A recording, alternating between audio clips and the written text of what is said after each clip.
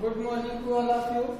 हम लोग क्लास 9 के मैथ में चैप्टर नंबर 6 रेखाएं एवं कोण पढ़ रहे थे। एक्सरसाइज 6A में आज हम लोग क्वेश्चन नंबर 19 पढ़ेंगे। क्या कह रहा है? दी आकृति में AOC, COF, कोण BOE और कोण BOF ज्ञात कीजिए। जो आकृति दी है इसमें हमें कोण AOC, कोण COF, कोण DOE और कोण BOF ज्ञात करना है। ये आकृति दी हुई है। एक सरल रेखा है AB, EF और CD, जिसमें कोण AOE 40 अंश दिया हुआ है। कोण BOD ये कोण 35 अंश दिया हुआ है। हमें बाकी सभी कोण प्राप्त करना है, निकालना है। ये सभी कोण AOC ये कोण निकालना है। कोण COF कोण DOE और कोण BOF BOF ये सभी कोण हमें निकालना है। दो कोण हमें दिया है AOE और BOD, ये कोण हमें दिए हैं। बाकी सभी कोणों को निकालना है। तो सॉल्यूशन में हम लोग देखते हैं कोण AOC बराबर कोण BOD। क्यों? सीसा विमुख कोण है। देखिए आप AOC ये कोण हमारा इस कोण के बराबर होगा BOD के। क्यों? क्योंकि ये दोनों शीर्षा विमुख कोण हैं और कोण BOD हमें मालूम है।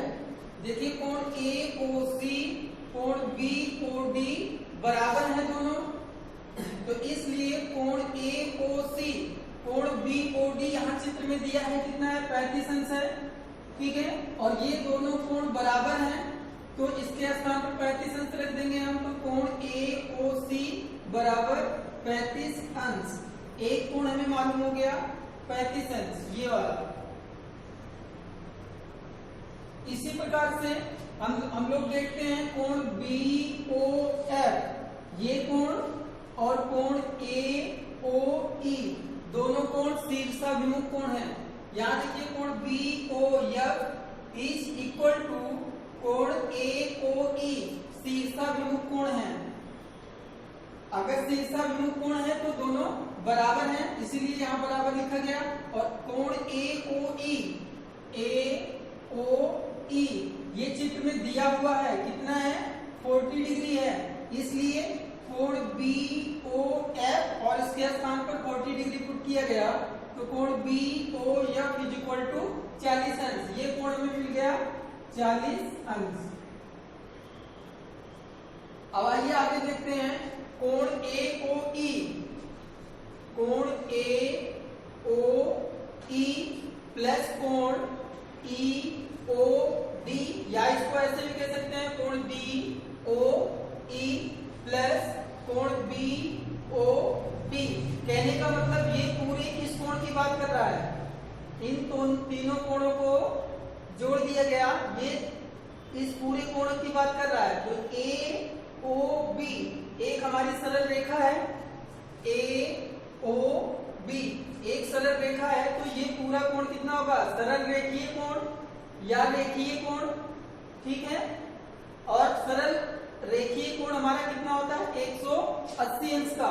तो यहां हम लिखेंगे कोण AOE प्लस कोण DOE, यहाँ कोण DOE प्लस कोण BOD और ये पूरा कोण होगा 180 अंश का। यहाँ लिखेंगे ब्रैकेट में, चूंकि AOB एक सरल रेखा है, ये सरल रेखा है, तो ये सरल रेखीय कोण होगा। और सरल रेखीय कोण या रेखीय कोण 180 अंश होता है।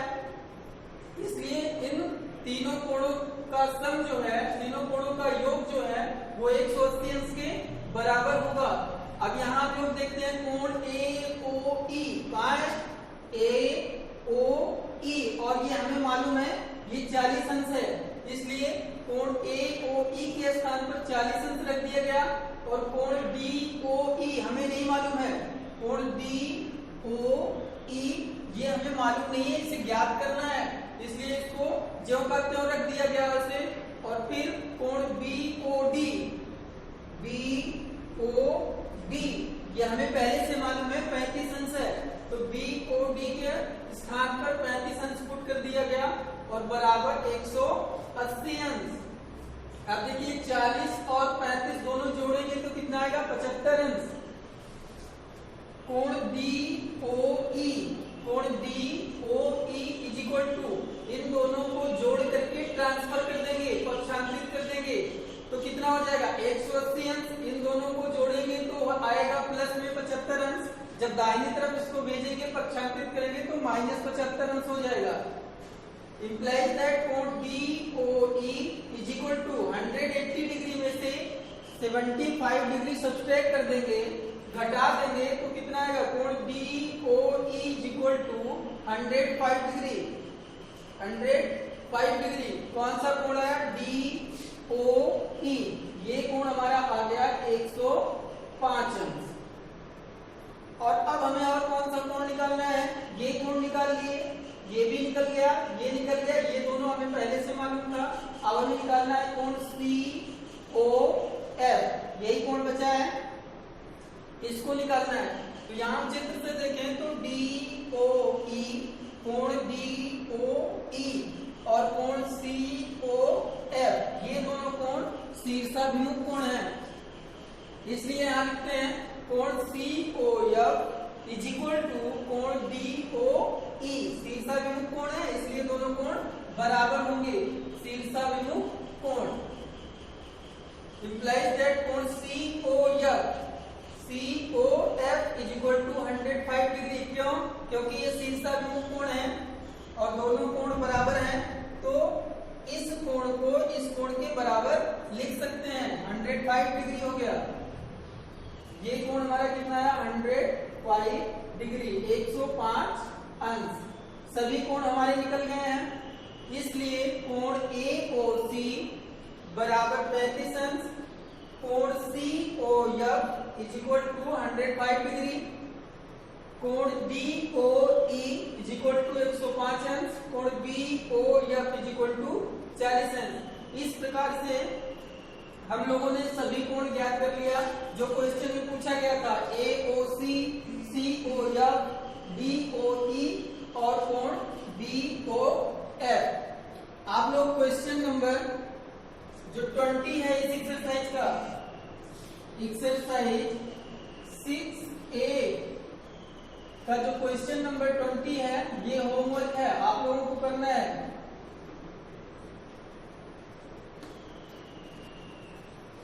क्वेश्चन को सॉल्व करिएगा, अगर क्वेश्चन को लगा लिए तो हमारे पास भेजना, फोटोकॉपी, फोटो खींच के। नहीं आता है, कोई समस्या होती है तो फिर से पूछ लीजिएगा। धन्यवाद।